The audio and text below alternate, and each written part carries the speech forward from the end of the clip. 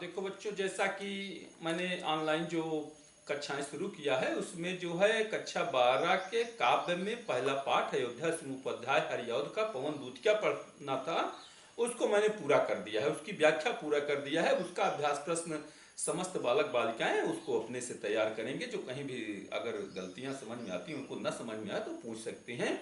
इसके बाद अब दूसरा पाठ है जो कक्षा 12 हिंदी साइंस वर्ग के बालक बालिकाओं के लिए जो दूसरा पाठ है वो है मैथिली शरण गुप्त का कैकेयी का अनुताप। मैथिली शरण गुप्त के पाठ का शीर्षक है कैकेयी का अनुताप, माने कैकेयी का पश्चाताप।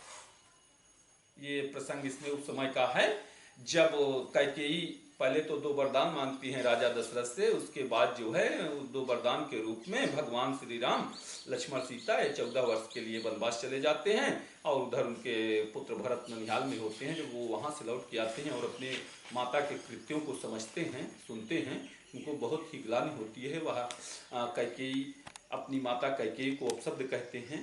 इसके बाद वह निर्णय लेते हैं कि मैं अपने भाई भगवान श्री राम को मनाने जाऊंगा।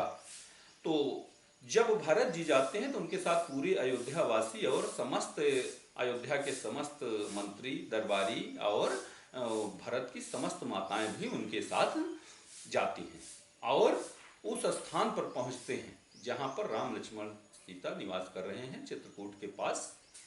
तो वहां जब पहुंच जाते हैं तो जब समस्त अयोध्यावासी भरत के साथ वहां पर पहुंच जाते हैं तो तुरंत ही भगवान श्री राम के आदेशानुसार एक सभा का आयोजन किया जाता है।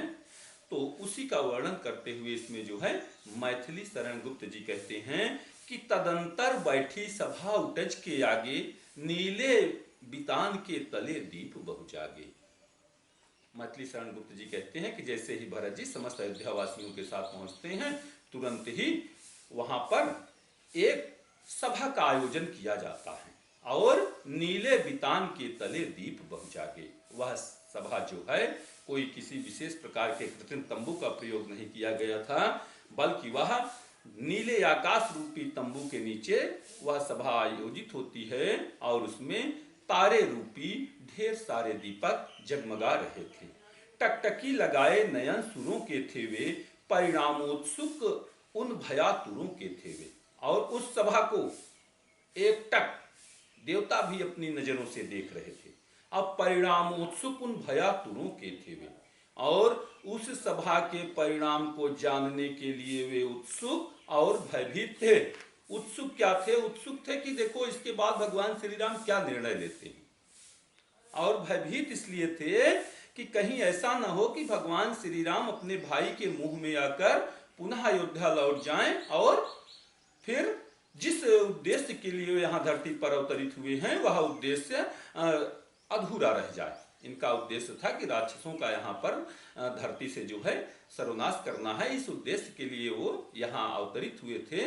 तो अगर कहीं अपने भाई भरत के मुंह में वो अयोध्या वापस लौट जाते तो फिर यह उद्देश्य उनका पूरा न होता। इसीलिए जो है मैथिली शरण गुप्त जी कहते हैं परिणामोत्सुक उन भयातुरों के थे वे, उस सभा के परिणाम को जानने के लिए उत्सुक और भयभीत थे। कहें कि उत्फुल्ल करौंजी कुंज वायु रह रहकर करती थी सबको पुलक पूर्ण मह मह कर। कहें कि उसी सभा के बगल में करौंदे के बगीचे के पुष्प खिले हुए थे जो उसकी सुगंध वायु के साथ मिलकर संपूर्ण सभावासियों को महका रही थी और प्रसन्नचित्त बना रही थी। कहें कि आगे बता रहे हैं कि वह चंद्रलोक था कहाँ चांदनी वैसी, प्रभु बोले गिरा गंभीर नीर निधि जैसी।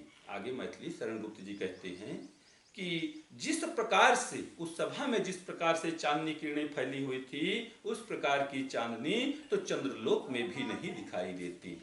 आगे जो है मैथिली शरण गुप्त जी कहते हैं कि हे भारत भद्र अब कहो अभीप्सित अपना, सब सजग हो गए भंग हुआ जीव सपना। इसके बाद भगवान श्री राम भरत जी से कहते हैं कि हे श्रेष्ठ भाई भरत, अब तुम अपनी इच्छा बताओ, अपनी अभिलाषा बताओ। सब सजग हो गए भंग हुआ जो सपना। समस्त सभावासी ये सचेत हो गए, जागृत हो गए, जैसे स्वप्न देखने से जग गए हों। कहें कि हे आर्य रहा क्या भरत अभीप्सित अप भी, मिल गया अकंटक राज्य उसे जब तब भी। इसके बाद भरत जी कहते हैं कि हे श्रेष्ठ भ्राता, क्या अब भी भरत की कोई इच्छा शेष रह सकती है, जबकि मिल गया अकंटक राज्य उसे जब तब भी, जबकि उसको अयोध्या का निष्कंटक बाधा रहित राज्य प्राप्त हो गया हो। इसके बाद भी क्या अभी भरत की इच्छा शेष रह सकती है। कहें कि पाया तुमने तरुतले अरण्य बसेरा, रह गया अभीप्सित शेष तदब क्या मेरा। हे भ्राता, आपने हमारे कारण ही जंगल में वृक्षों के नीचे बसेरा पाया, वृक्षों के नीचे निवास स्थान पाया। इसके बाद भी क्या मुझ जैसे अभागे की और कोई इच्छा शेष रह सकती है। करें कि तन तड़प तड़प कर तप्त तात ने त्यागा, क्या रहा अभीप्सित और तथापि अभागा। करें कि हे भ्राता, हमारे कारण ही हमारे पिता ने तड़प तड़प कर अपने प्राण त्याग दिए, क्या इसके बाद भी मुझ जैसे अभागे की और कोई इच्छा शेष रह सकती है। आगे भरत जी कहते हैं कि हाँ, इसी अयस के हेतु जनन था मेरा, निज जननी ही के हाथ हनन था मेरा। आगे भरत जी कहते हैं हाँ, ऐसा लगता है किसी अपयस के लिए ही हमारा जन्म होना था और निज जननी के हाथ हनन था मेरा, और स्वयं हमारी माता के हाथों ही हमारी मानसिक मृत्यु होनी थी। हाँ, ऐसा लगता है किसी अपयस के हेतु हमारा जन्म होना था और स्वयं हमारी माता के हाथों हमारी मानसिक मृत्यु होनी थी। ठीक, आगे कह रहे हैं कि निज जननी ही के हाथ हनन था मेरा, अब कौन अभीप्सित और आर्य वह किसका, संसार नष्ट है भ्रष्ट हुआ घर जिसका। कहें कि अब इसके अतिरिक्त अब हमारी कौन इच्छा शेष रह सकती है। संसार नष्ट है भ्रष्ट हुआ घर जिसका, जिसके लिए सारा संसार ही समाप्त हो गया हो, नष्ट हो गया हो, और जिसका घर भी पथभ्रष्ट हो गया हो, अपने मार्ग से भटक गया हो, तो इसके अतिरिक्त हमारी और कौन इच्छा शेष रह सकती है। आगे बताएं कि मुझसे मैंने स्वयं आज मुंह फेरा, हे आर्य बता दो तुम्ही अभीप्सित मेरा। करें कि हे श्रेष्ठ भ्राता, आज मैंने स्वयं से मुंह मोड़ लिया है, स्वयं के ऊपर मैं नाराज हो गया हूँ, स्वयं से क्रुद्ध हो गया हूँ। अब इसके अतिरिक्त हे आर्य, हे श्रेष्ठ भ्राता, अब आप ही हमारे इच्छाओं को बताएं। पुनः एक बार दोहराते हैं। तदंतर बैठी सभा उटज के आगे, नीले बितान के तले दीप बहु जागे। मैथिली शरण गुप्त जी कहते हैं कि जैसे ही भरत जी संपूर्ण अयोध्या वासियों के साथ भगवान श्री राम के पास पहुंचते हैं, तुरंत ही वहां पर एक सभा का आयोजन होता है, नीले बितान के तले दीप बहु जागे। और वह सभा नीले आकाश रूपी तंबू के नीचे थी और उसमें तारे रूपी दीपक डगमगा रहे थे। कहें कि टकटकी लगाए नयन सुरों के थे वे, परिणामोत्सुक उन भया तुरों के थे वे। करें कि उस सभा को देखने के लिए देवता भी अपनी नजरें गड़ाए हुए थे और परिणामोत्सुक उन भया तुरों के थे वे, और उस सभा के परिणाम को जानने के लिए उत्सुक और भयभीत थे। कहें कि उत्फुल्ल करौंदी कुंज वायु रह रहकर करती थी सबको पुलक पूर्ण मह महकर। करें कि सभा के पास में ही खिले हुए करौंदे के बगीचे के पुष्पों की सुगंध वायु के साथ मिलकर संपूर्ण सभावासियों को प्रसन्नचित बना रही थी। कहें कि वह चंद्रलोक था, कहाँ चांदनी वैसी, प्रभु बोले गिरा गंभीर नीर निधि जैसी। आगे मैथिली शरण गुप्त जी कहते हैं उस सभा में जिस प्रकार से चांदनी किरणें फैली हुई थी, उस प्रकार की किरणें चंद्रलोक में भी नहीं दिखाई पड़ती। हे भरत भद्र अब कहो अभीप्सित अपना, सब सजग हो गए भंग हुआ जीव सपना। इसके बाद भगवान श्री राम उद्बोधन करते हैं कि हे श्रेष्ठ भरत, अब तुम अपनी इच्छाएं बताओ। जब भगवान श्री राम इतना कहते हैं तो समस्त अयोध्यावासी ये जागृत हो जाते हैं, सचेत हो जाते हैं। ऐसा लगता है जैसे स्वप्न देखने से जग गए हों।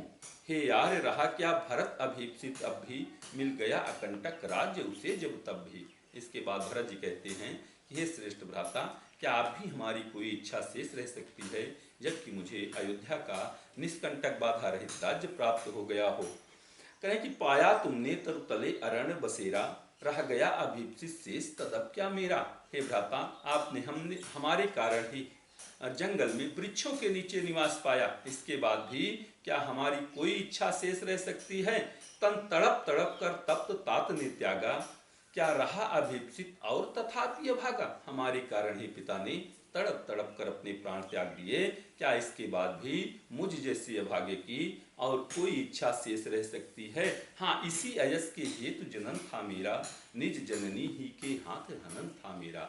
आगे भरत जी कहते हैं, हाँ ऐसा लगता है इसी कलंक के लिए, इसी अपयस के लिए ही हमारा जन्म होना था, और स्वयं अपनी माता के हाथों ही, स्वयं जन्म दी हुई माता के हाथों ही हमारी मानसिक मृत्यु होनी थी। आगे जो है भरत जी कहते हैं कि निज जननी ही के हाथ हनन था मेरा, अब कौन अभीप्सित और आर्य वह किसका, संसार नष्ट है भ्रष्ट हुआ घर जिसका। आगे भरत जी कहते हैं, अब हमारी कौन सी इच्छा और कैसी इच्छा, संसार नष्ट है भ्रष्ट हुआ घर जिसका, जिसके लिए संपूर्ण संसार मृत के समान हो गया हो और संपूर्ण घर ही उसका नष्ट हो गया हो। मुझसे मैंने ही आज स्वयं मुँह फेरा, हे यार बता दो तुम ही अभीप्सित मेरा। करें कि आज मैंने स्वयं से ही मुंह फेर लिया है, तो हे श्रेष्ठ भ्राता, अब आप ही हमारी शेष इच्छाएं बता दीजिए। करें कि हे यार बता दो तुम ही अभीप्सित मेरा। प्रभु ने भाई को पकड़ हृदय पर खींचा, रोदन जल से सा विनोद उन्हें फिर सींचा। आगे मैथिली शरण गुप्त जी कहते हैं, इतना भरत का कहना था कि भगवान श्री राम उनको पकड़कर अपने हृदय से लगा लेते हैं और अपने स्नेह रूपी अश्रुओं के द्वारा उन्हें शीतलता प्रदान करते हैं। उसके आशय की थाह मिलेगी किसको, जनकर ही जननी जान न पाए जिसको। इसके बाद भगवान श्री राम कहते हैं कि उनके हृदय की गहराइयों को कौन माप सकता है, जिसको कि स्वयं जन्म देने वाली माता ही न जान पाई हो। ठीक, ये आज जो है यहाँ तक ही बताएंगे। इसके बाद शेष कैकेयी के अंताप की शेष जो व्याख्या है उसको हम जो है अगले कक्षा में जो है प्रसारित करेंगे।